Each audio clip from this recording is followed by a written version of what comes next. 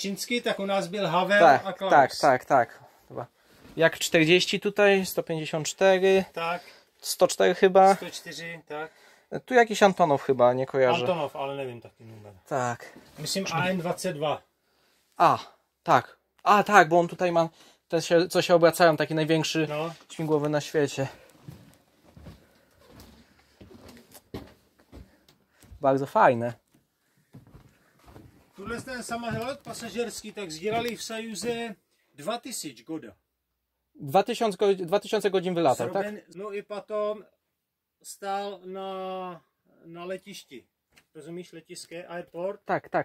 No a my transportировali 2016. Fajnie. Można tam podejść do tyłu? Tam jenom vzadu jsou toalety.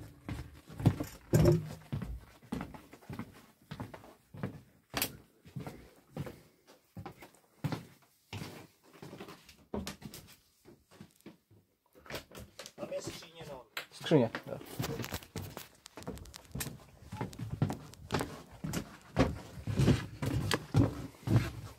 Tuhle ten Tupolev, tak on rabotal 2500 hodin.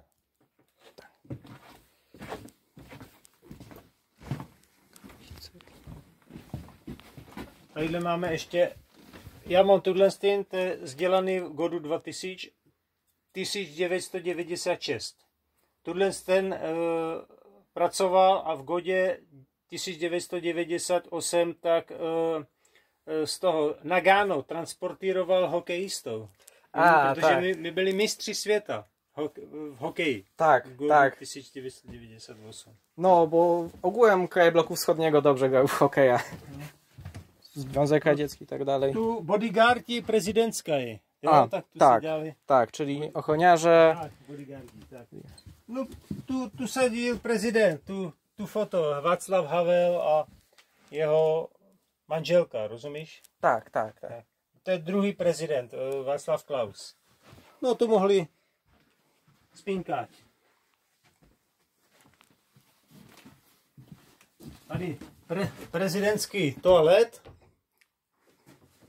No, tu chodil prezident a potom kapitán samolotu. Tady toalet mají piloti. Stegarz.